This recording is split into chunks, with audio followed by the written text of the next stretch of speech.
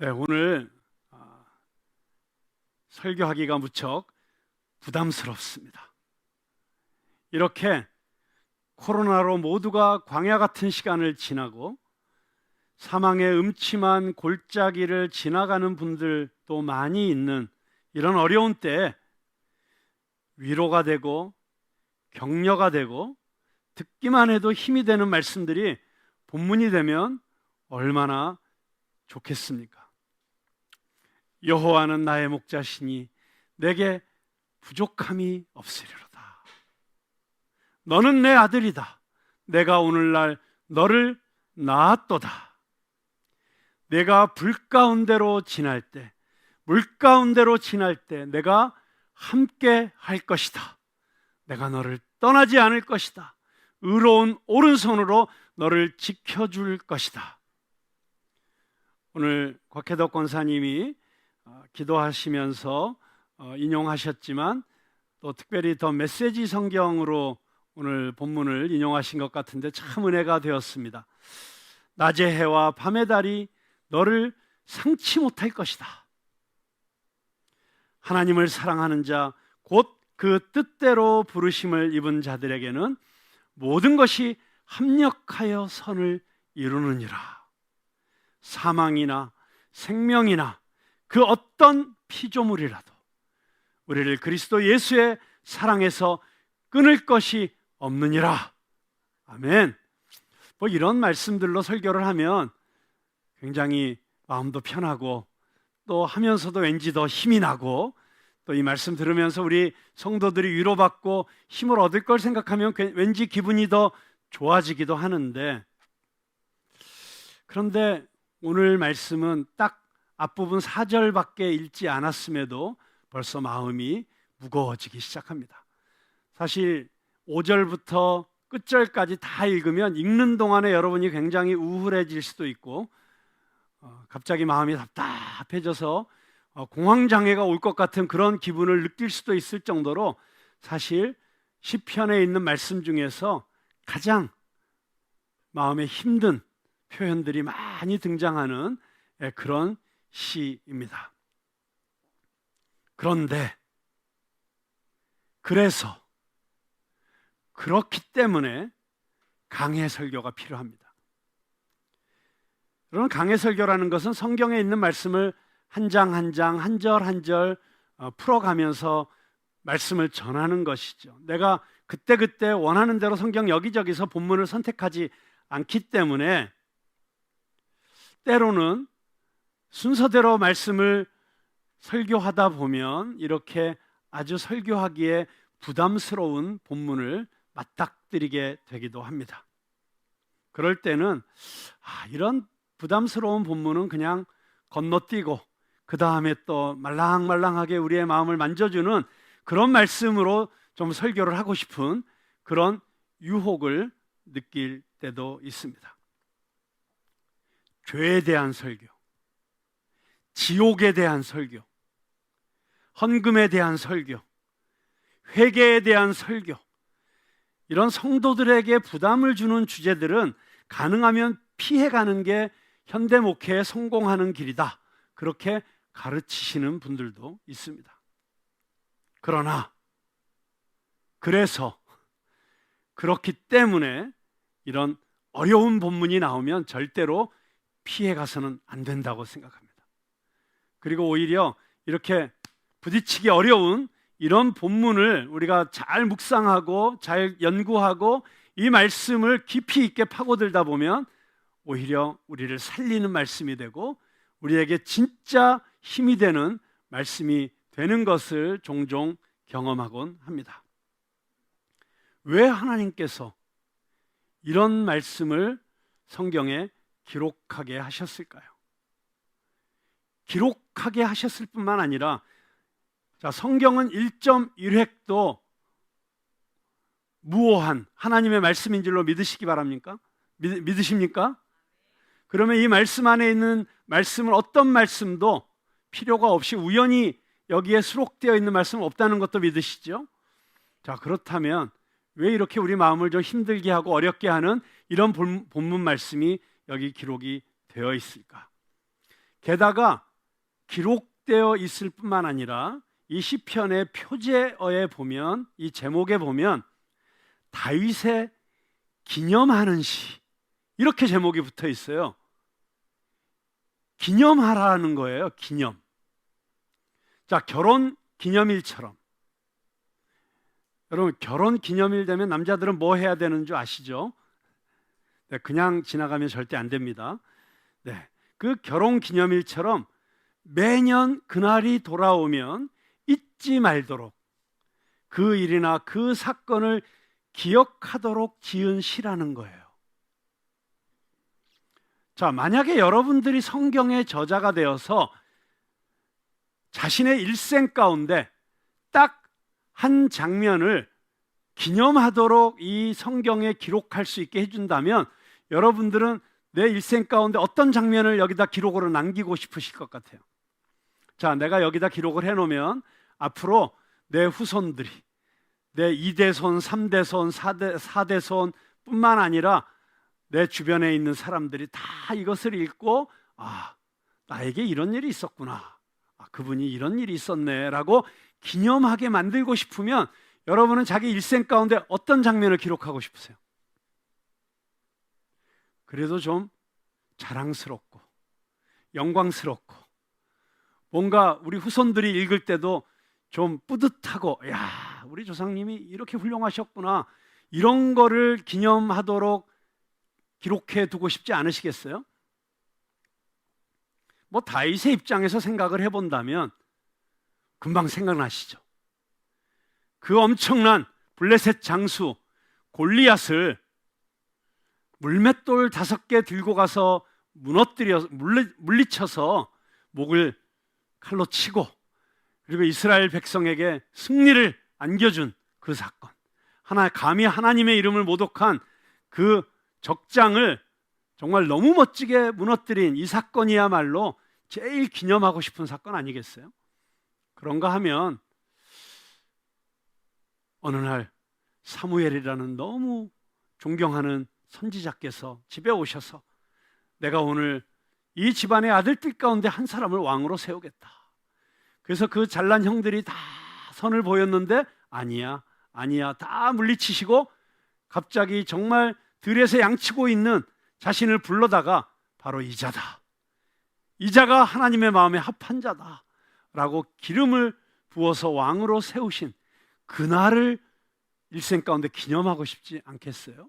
아니면 정말로 자신이 왕위에 올랐다거나 아니면 이스라엘의 적국들을 다 물리치고 이제 태평성대를 이루었다, 그런 날을 기념해야 마땅하지 않겠어요?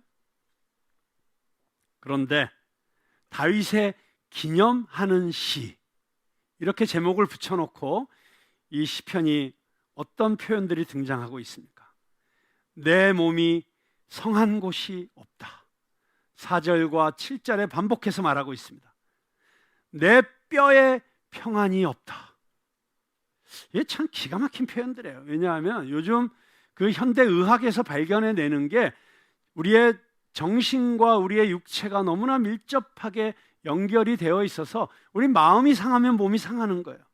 그리고 그 몸이 상하는 게 어디까지 상하냐면 뼛속까지 골수가 말라버리고 상하는 거예요. 5절에 보니까 내 상처가 썩어 악취가 난다. 10절에 보니까 심장이 뛰고 기운이 없어졌다.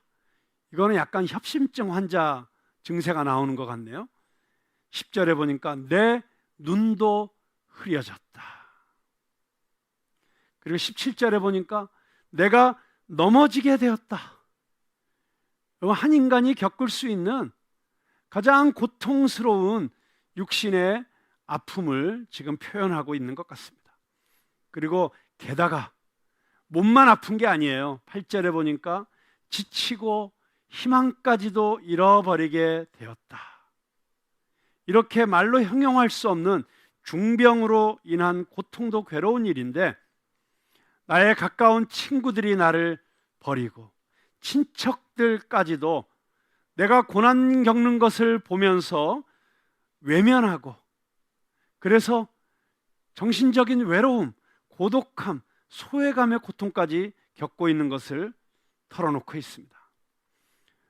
그냥 외면하는 것도 가슴 아픈 일인데 믿었던 이웃이 원수가 되어서 온갖 중상모략으로 공격하는 것으로 말미암아 육체적으로 정신적으로 아주 절망적인 상태에 빠지게 되었다. 그러다 보니까 하나님도 나를 버리신 게 아닌가? 하나님이 나를 벌 주시는 것인가? 그런 불안감까지 겹치게 되어 있다고 이 시편 기자는 장장 17절에 걸쳐서 자신의 고난을, 아픔을 털어놓고 있습니다. 한마디로 총체적 난국입니다. 절대 절망입니다. 덴마크의 실존주의 철학자였던 키엘케골은 절망을 죽음에 이르는 병이라고 명명하였는데, 저는 아마도 키엘케골이 이 시를 묵상하다가 그런 영감이 떠오르지 않았을까 싶을 정도로 이 시는 절망적입니다. 자, 그런데 도대체 왜 이 시인이 이런 절망 가운데 빠지게 되었을까? 이 시를 정확하게 이해하기 위해서 몇 가지 배경 설명을 드리려고 합니다. 첫째는 이 시편 38편은 시편 가운데 나오는 회개시, 참회시가 7개가 있는데 그 중에 한 편입니다. 회개하면서 지은 시입니다. 그 7개의 참회시 가운데 6개가 다윗이 지은 시입니다. 자, 두 번째로 이 시를 정확하게 이해하기 위해서 알아야 될 배경이 있는데, 이 시는 다윗의 인생 가운데서 가장 비극적인 장면이었던 밧세바라는 우리아의 아내와 간음을 저지른 이후에 지은 시라고 하는 것입니다. 다윗의 6개의 참회시 가운데 4시가 밧세바 사건을 배경으로 하고 있습니다. 이 시도 그 중에 하나입니다. 그러니까 여러분, 다윗의 인생 가운데 밧세바라는 여인과 간음을 하고 그 간음을 감추기 위해서 자신의 충신이었던 우리아를 전쟁터로 몰아내서 죽게 만들었던 간접살인을 저질렀던 이 사건이 다윗의 인생 가운데 얼마나 큰 사건이었는지를 우리에게 짐작하게 합니다. 자, 세 번째로 이 시는 기념하는 시라고 표제어가 붙어 있다고 했죠. 그런데 이 같은 제목을 시편 70편에서는 이렇게 보다 더 정확하게 풀어서 설명을 하고 있습니다. 그냥 다윗의 기념하는 시, 그러니까 이게 도대체 뭐 하자는 건가 좀 애매모호한 표현인데요, 70편에 보면 이걸 정확하게 이렇게 풀어서 설명하고 있습니다. 기념식에서 인도자를 따라 부르는 노래. 자, 그러니까 이게 무슨 말이냐면, 다윗은 밧세바 사건을 겪고 나서 정말 그때 자기가 경험했던 죄의 절망, 그리고 죄로 인한 마음의 고통, 그것들을 이렇게 시로 표현한 거예요. 그런데 그 개인적인 시가 이스라엘 백성들의 공동체가 함께 부르는 노래가 된 것입니다. 그래서 어떤 기념식에서 모든 백성들이 함께 모여서 이 시를 노래로 같이 따라 부른 거예요. 그러니까 요즘 말로 말하면 찬송가가 된 것입니다. 다윗 개인적으로는 기억도 하기 싫었겠지만 그가 겪었던, 그가 통과했던 그 지옥 같은 시간들로부터 얻어진, 그래서 그 고난의 풀무불을 통해서 정금처럼 얻어진 이 깨달음이 공동체를 위하여 쓰임받는 것은 저는 오늘도 마찬가지라고 생각을 합니다. 우리가 다른 성도님들의 간증을 듣는 것도 같은 이유입니다. 어떤 성도님이 간증을 할 때 우리가 직접 경험하지 않아도 그 성도가 겪어낸 그 이야기들을 통해서 그 성도가 경험했던 하나님, 그리고 그 성도가 깨달았던 은혜, 진리의 말씀, 이런 것들을 우리가 공유하게 되는 축복을 누리게 되는 것이죠. 많은 경우에 우리 이 시대에는 그런 깨달음이나 은혜를 특별한 재능과 은사를 갖고 있는 분들이 시로 쓰고 노래로 만들고 작곡을 해서 또 어떤 경우에는 영화로 만들어서 그렇게 공동체 전체가 유익을 얻게 되는 것이죠. 자, 그렇다면 이 이스라엘 백성들은 자기들의 왕의 부끄러운 과거 또는 자신들의 선조의 이런 부끄러운 과거를 생각나게 하는 이 시편을 왜 매년 돌아오는 절기 때마다 노래로 함께 불렀을까요? 어떤 영적인 유익함과 깨달음을 기대했을까요? 자, 밧세바 사건으로 같이 돌아가 보겠습니다. 처음 지붕 위에서 건너편에서 목욕하고 있는 한 여인을 보고 매력을 느낀 순간 다윗이 이 시를 지었을까요? 절대 그건 아니겠죠. 그때는 내가 저 목욕하는 여인을 보고 이런 음욕을 품다니, 이런 죽일 놈이 있나, 주여 저를 살려주십시오, 뭐 이렇게 그 순간 회개하면서 이 시를 지었을 거라고는 우리가 생각하기 쉽지 않습니다. 그게 아닌 거는 아마 저나 여러분이 다 잘 알 거예요. 왜냐하면 다 죄 지어 보셨잖아요. 죄를 지으려고 빨려 들어가는 단계에서는 그때 이런 회개가 일어나면 좋겠는데 오히려 가슴이 두근두근 하지요. 여러분, 사람들이 왜 죄를 짓습니까?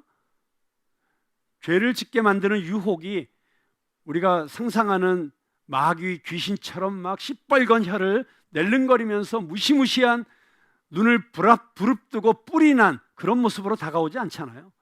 너무 매력적인 모습으로 다가오기 때문에 그때 그 죄의 유혹 앞에 빨려 들어갈 때는 절대로 이런 회개가 되지 않는다는 게 우리의 비극입니다.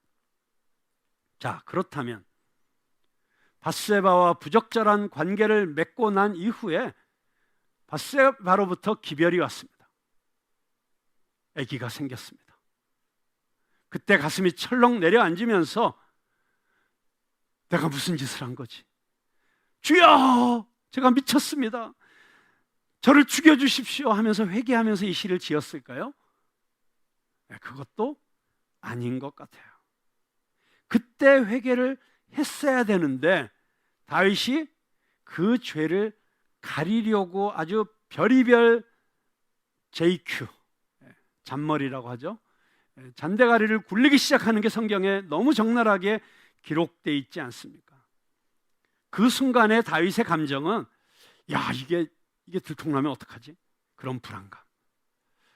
아이고, 내가 이거 큰 잘못을 저질렀구나. 그런 후회하는 마음도 조금, 그리고 왠지 외면하고 싶지만 하나님의 시선이 조금 느껴지는 그런 정도의 아마 불안감일 거예요. 지금 이 시편에서 적나라하게 토로하고 있는 그 죄책감으로 인해서 자신의 살이 문드러 썩어가고 자신의 뼈가 녹아 흐르는 것 같은 이런 고통스러운 마음은 아니었을 것입니다. 오히려 어떻게 해서든지 이거를 커버업하고 무사히 별일 없이 지나가기만을 바라는 그런 마음이었을 거예요. 들키지만 말아라. 여러분 잘 아시는 대로 들키지 않으려고 전쟁터에 나가 있던 남편을 데려왔는데 이 우리아가 워낙 충신이라서 어떻게 내 동료들이 전쟁터에서 피 흘리고 싸우고 있는데 내가 집에 가서 편히 잘 수 있냐? 그리고 집에 가질 않는 거예요. 그래서 이 다윗의 작전이 수포로 돌아가 버렸습니다. 다윗은 어떻게 해서든지 이 자기의 죄악을 덮어야 되는데 그래서 우리아를 다시 전쟁터로 보내고 그리고 편지를 써보내죠. 자기를 전쟁터 한복판에 놔두고 다른 병사들을 후퇴시켜라, 이런 자기를 죽이라고 하는 계략이 쓰여져 있는 편지를 직접 당사자의 손에 들려서 내보내는 다윗. 정말 이렇게 객관적으로 보면 이거 완전히 죽일 놈이네, 세상에 이렇게 잔인한 인간이 있을까 싶지만 막상 지금 어떻게 해서든지 자신의 죄를 덮으려고 하는 거에만 몰입해 있는 다윗의 입장에서는 그런 게 객관적으로 보이질 않는 거죠. 그래서 우리아가 결국 죽습니다. 한편으로는 우리아에게 미안하고 또 죄책감도 조금은 더 심해졌지만 오히려 이제는 합법적으로 밧세바를 데려와서 후궁을 삼고 이제는 뭐 애를 낳아도 문제가 없다는 안도감마저 느끼고 있는 다윗. 그 다윗에게서 오늘 이 시편 38편 같은 시가 나올 순 없지요. 오히려 그런 다윗을 보면서 우리는 이 지긋지긋한 이 지독한 원죄의 영향력 아래 있는 인간의 그 안타까운 실존을 보게 되는 것입니다. 요즘 신문을 도배하는 사건들을 보세요. 주로 사자성어가 많이 등장하더라고요. 옛날에는 없던 새로 나온 사자성어들. 고발사주, 화천대유. 요즘 뭐 그런 인사가 유행한다면서요. 화천대유 하십시오. 뭐 그게 뭐냐 그랬더니 그게 천배 남기는 게 화천대유래. 그래서 화천대유 하십시오. 또 뭐 경부선인지 김부선인지 이런 게 막 다 터져 나와도 일단 잘못했다는 사람은 아무도 없어요. 보면 버티기, 이 소나기만 피해가라, 쪽팔림은 잠깐이고 권력은 영원하다, 뭐 이런 합의가 서로 간에 있었나 싶을 정도로 뭐가 터져도 잘못했다는 사람은 아무도 없어요. 하긴 10계명 이후에 인간이 더한 11계명이 들키지 마라 였었는데 대한민국에서는 12계명이 만들어진 것 같아요. 끝까지 버텨라. 여러분, 그런데 그게 정치인들만의 모습이 아니에요. 그게 죄로 물든 인간의, 이 죄에 장아찌인 인간의 적나라한 모습이에요. 저나 여러분이 그 자리에 가도 아마 비슷하게 행동할 겁니다. 자, 그렇다면 언제 이런 회개와 고백이 터져 나왔느냐? 자, 그랬던 다윗, 마치 아무 일도 없었던 것처럼 그냥 태평하게 왕궁에서 밧세바 데리고 살던 이 다윗이 어느 순간 하나님 앞에서 이렇게 바짝 엎드려져서 자신의 가슴을 찢으면서 애통하면서 이렇게 후회하게 되었느냐? 네, 우리가 너무 잘 알고 있죠. 나단 선지자를 통해서 자신의 은밀한 죄가 하나님과 모든 사람들 앞에서 만천하에 공개된 순간 의식은 하고 있었지만 애써 피하고 싶었던 하나님의 공의와 심판 앞에 서게 된 순간 살얼음판을 조심조심 걷다가 갑자기 푹 꺼져버려 물속에 풍덩 빠져버린 것 같은 그런 순간, 진실의 순간이죠. The moment of truth. 진실이 드러나는 순간, 내가 누구인지 드러나는 순간, 어떤 사회적 지위나 겉으로 드러나는 나의 가식적인 행동을 통해서 숨겨왔던 그 은밀했던 것들이 까발겨지는 순간, 은밀하게 즐기던 쾌락이 수치와 부끄러움의 나락으로 빠져드는 순간, 공든 탑이 와르르르 무너지는 소리가 들리는 순간, 암입니다. 말기입니다. 다양한 모습으로 진실의 순간은 찾아옵니다. 다윗도 언제 이 참회 시들을 지었는가? 들통나고 나서, 또 아들이 반역을 해서 맨발로 도망치면서 그동안 자기를 따른다고 믿었던 신하들이 손가락질하고 욕하며 배신하는 모습을 보면서, 둘째 아들이 언제 깨달았습니까? 가진 돈 다 날리고 친구들 다 떠나고 흉년이 들어서 먹을 것이 없어 주려 죽게 되었을 때, 그때 내가 무슨 짓을 한 거지? 나는 끝났구나. 그래서 이 참회의 시를 통해서 우리가 발견해야 되는 첫 번째 진리는 들통나는 것이 은혜다. 망하는 것이 사는 길이다. 절망의 바닥을 쳐야 회복의 소망이 시작된다. 제가 몇 주 전에도 얘기한 것 같은데요. 벙커에 빠지면 죽지 않는다. 차라리 벙커에 빠지는 것이 은혜다. 그것이 육신이 병으로 무너지는 것이든 사업이 망하는 것이든 친구로부터 배신을 당하는 것이든 그 어떤 것이든지 내가 벙커라고 생각되는 그곳에 빠지는 것이 나를 오히려 살리시는 하나님의 역사가 시작되는 순간이다. 여러분, 인간이라는 존재가 저부터 봐도 그렇더라고요.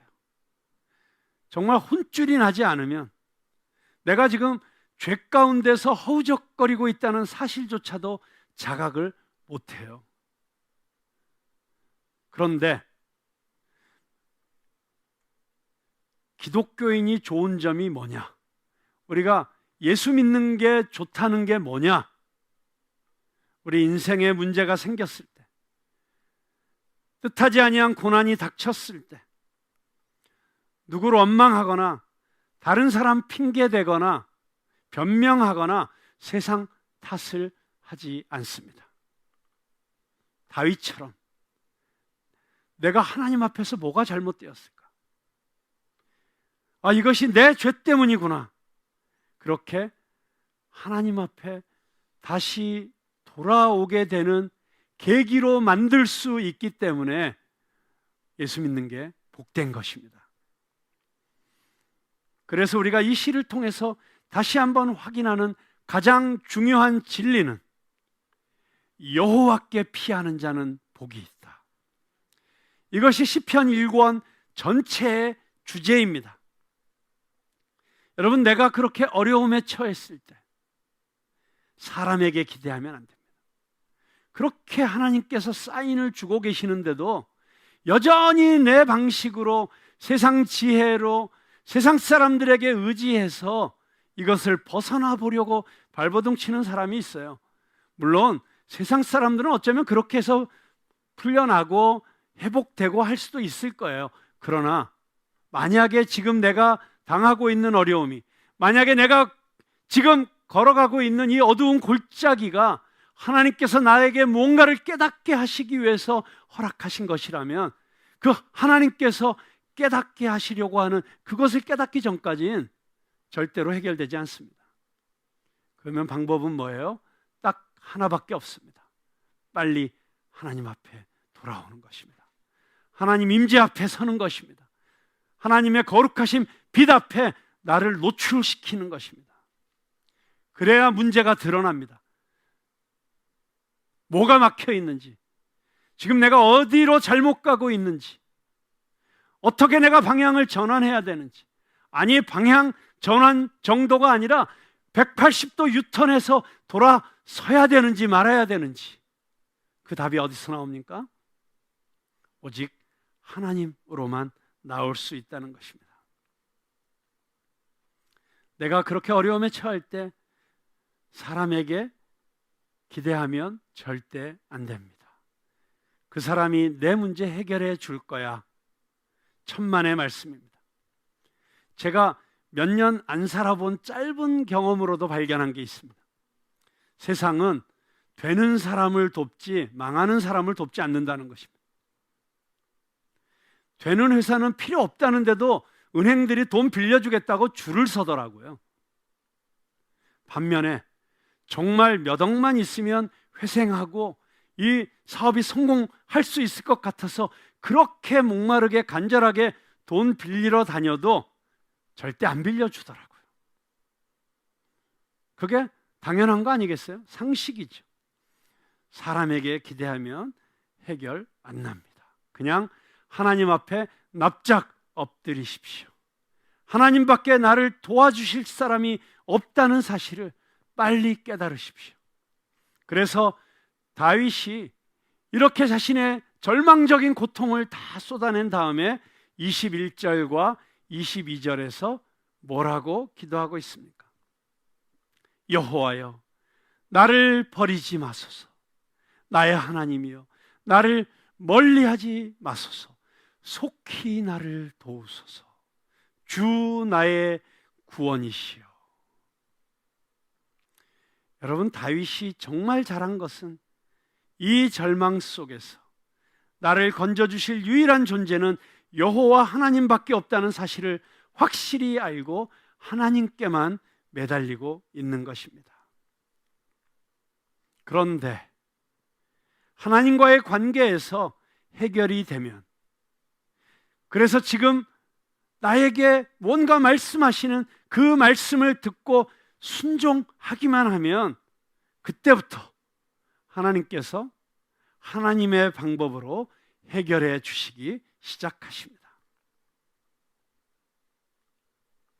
자, 마지막으로 이 시를 통해서 배워야 되는 가장 중요한 진리가 있습니다. 자, 질문이 하나 있습니다.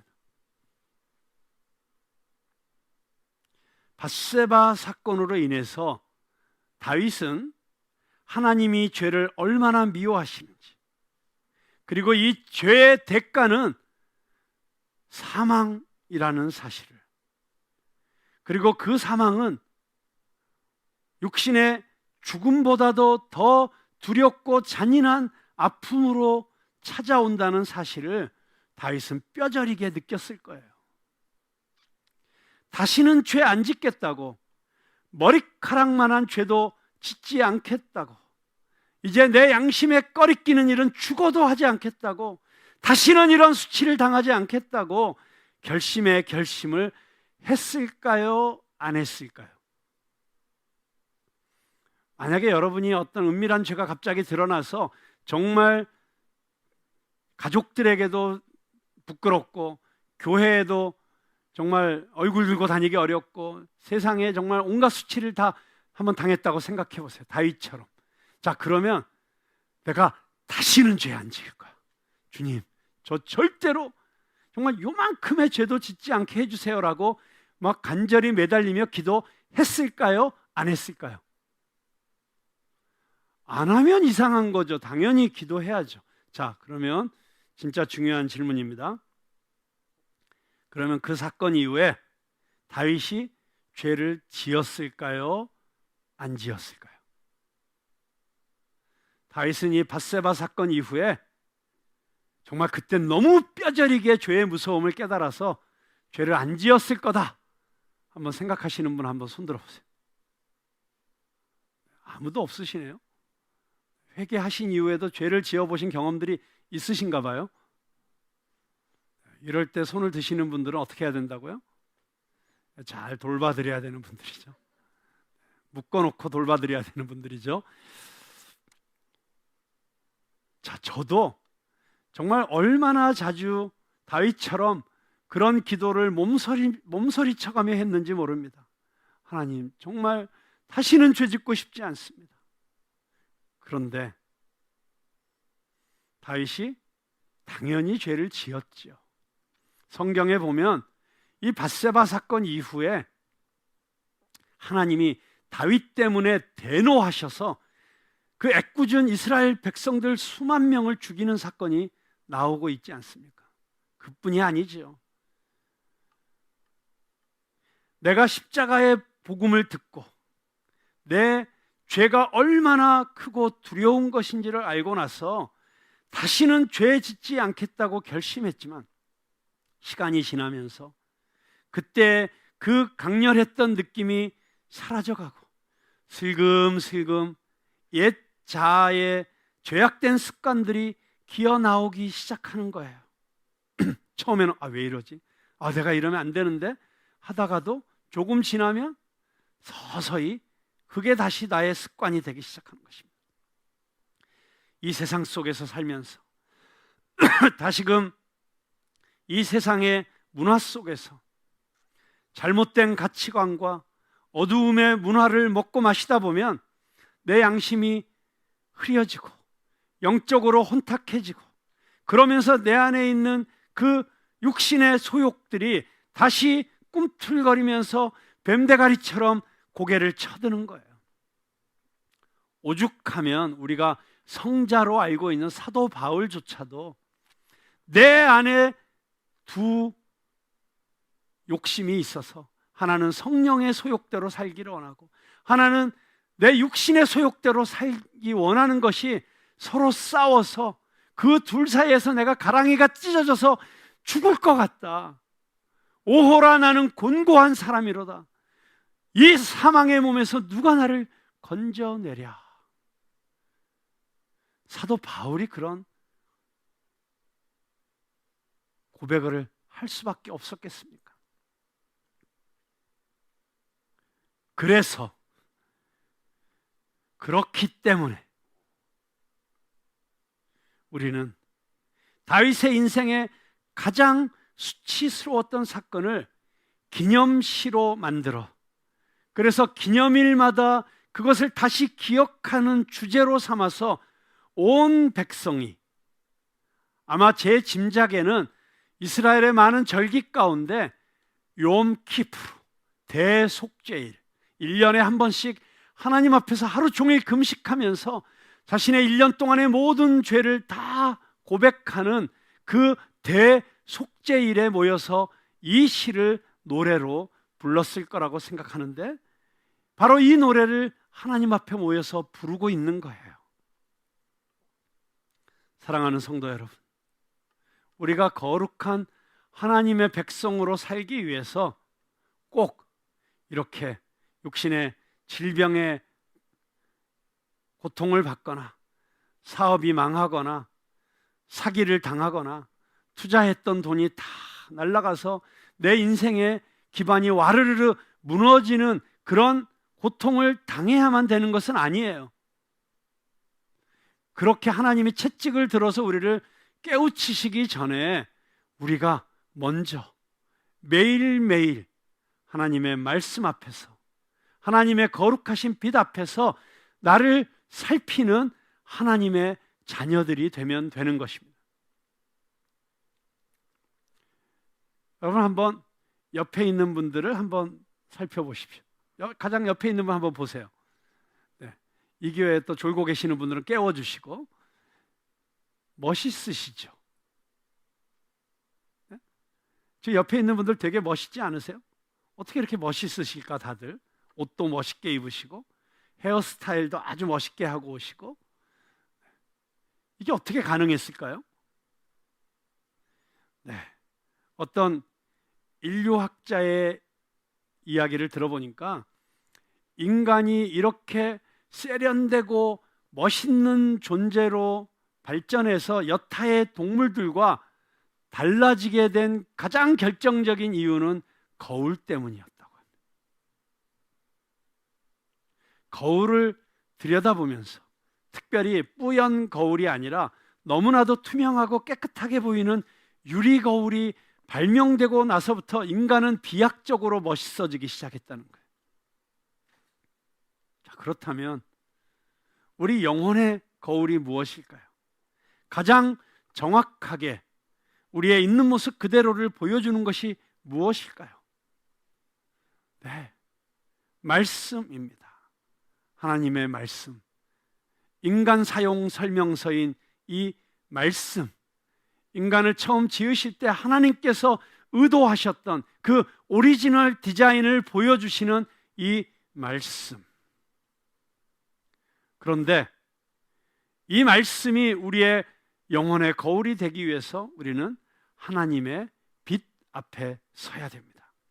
여러분, 아무리 좋은 거울이 있어도 빛이 없는 어두운 곳에서는 안 보이잖아요. 성령의 빛, 하나님의 빛이 말씀을 통해서 우리에게 임하시면 보이지 않는 것들이 드러나기 시작합니다. 여러분, 제가 제 인생을 돌이켜보니까 교통사고가 나든 다리가 부러지든 그런 일들을 통해서 순간적으로 제가 깨닫고 돌이킨 적들도 꽤 많더라고요.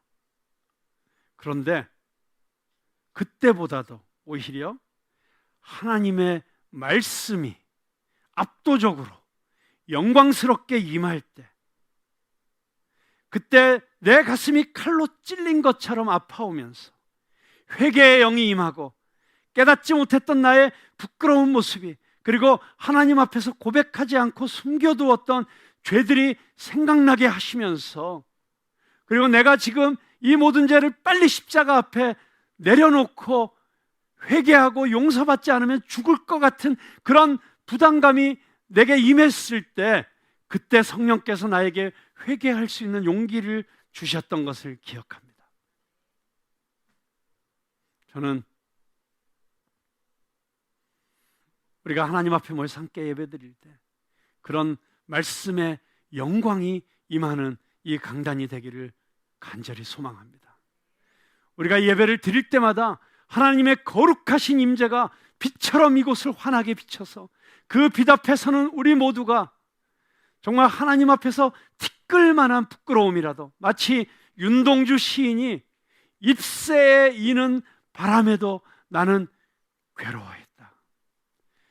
잎새에 부는 바람도 아니에요. 잎새에 이는 바람이었다면 그 잎사귀의 떨림이 얼마나 미세했을까요? 그럼에도 불구하고 그것조차도 부끄러워하는 그 영적인 민감함을 가지고, 여러분, 그래서 신기한 게 있잖아요. 정말 우리가 보기에는 너무나 거룩하고 완벽한 신앙인의 모습으로 살아가시는 분들이 더 회개를 많이 하시더라고요. 내가 죄인입니다. 내가 죄인입니다. 여러분 너무 잘 아시는 그 유명한 마틴 루터가 수도원에서 하루에 3시간씩 매일 고해성사를 했다지 않습니까? 내가 죄인인 줄 모르고 내가 뭐가 죄야? 라고 살아가는 사람들은 몰라서 그러는 것이죠. 하나님의 말씀이 부딪히지 않아서 그런 것이죠. 하나님의 거룩하신 임재 가운데 자신을 노출시키지 않았기 때문에 깨닫지 못하고 있는 것이죠. 그런데 우리가 십자가 앞에 서게 되면 그 예수 그리스도의 보혈의 능력이 우리의 모든 죄를 씻어줄 수 있다는 그 사실 앞에서 내 죄를 내려놓을, 나를 겸손하게 주님 앞에 내려놓을 그런 믿음을 갖게 되면, 그러면 우리는 이 모든 것들로부터 자유케 되는 놀라운 축복과 은혜를 누리게 되는 것입니다. 여러분, 그래서 우리에게 필요한 것이 무엇입니까? 마치 대속죄일마다 자신의 가장 비참했던 그 절망적이었던 순간을 다시 기억하면서 하나님 앞에서 다시 죄 짓지 않게 해달라고 노래를 불렀던 이스라엘 백성처럼, 우리가 매 순간 매일매일, 아니 1년에 한 번씩이 아니라 매일매일 기념해야 되는 사건이 있는데, 그것이 바로 십자가의 사건인 것입니다. 여러분, 이제는 더 이상 우리의 과거의 죄를 떠올리실 필요가 없습니다. 우리의 과거의 그 부끄럽고 수치스러웠던 그 장면들을 기억하실 필요가 없습니다.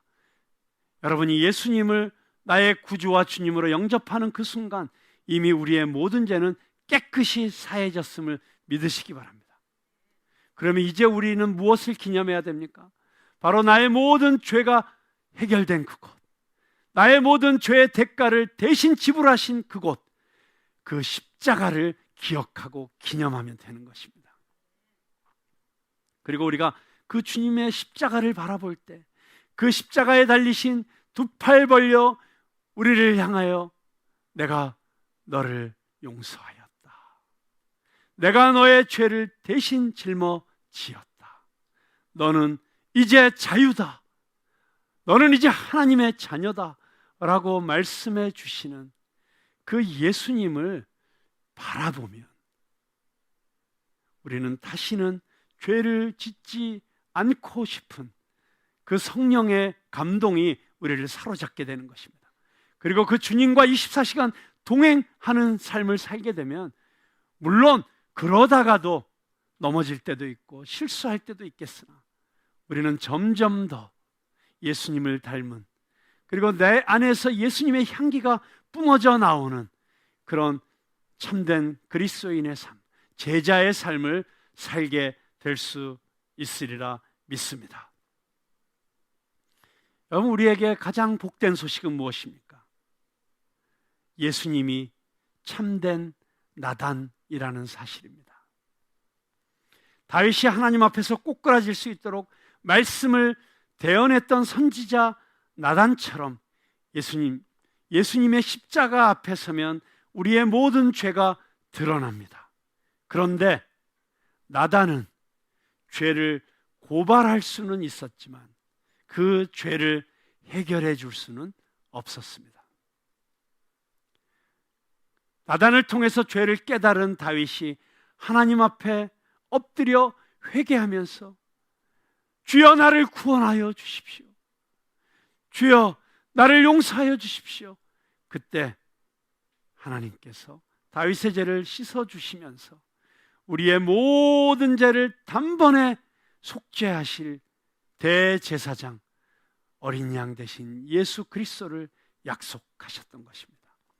그리고 그 약속대로 이 땅에 오신 예수님, 그 예수님께서 참된 나단이 되셔서 우리의 죄를 드러나게 하실 뿐만 아니라 우리의 죄를 깨끗이 씻어주신다는 것, 우리는 그 예수님을 믿음으로 받아들이고 내 마음의 왕자에 예수님을 모시어드리고 내 삶의 주권을 내어드려서 예수님께서 나를 다스리시도록, 그리고 예수님께서 내 매일매일의 삶을 이끄시도록 순종하고 살면 우리는 다윗처럼 이런 절망을 경험하지 않고도 우리는 빛 가운데 걸어갈 수 있게 됩니다.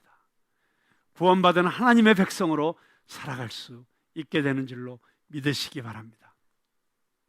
그러나 우리 일생에 한 번은 이 절망을 통과해야 됩니다. 내 죄로 인한 절망, 그것이 얼마나 끔찍하고 두려운 것인지를 한 번은 경험해야 됩니다. 그런데 그것을 십자가에서 경험하고 나면 그 이후로는 매일매일 우리는 십자가를 기념하면서 예수 그리스도께서 십자가에서 완성하신 그 놀라운 은총과 은혜를 누리면서 살아가면 되는 것입니다. 오늘도 주님께서 여러분을 십자가 앞으로 초대하시고 계십니다. 그리고 내가 너를 자유케 하겠다, 내가 너와 함께 하겠다 말씀하시고 계시는 줄로 믿으시기 바랍니다.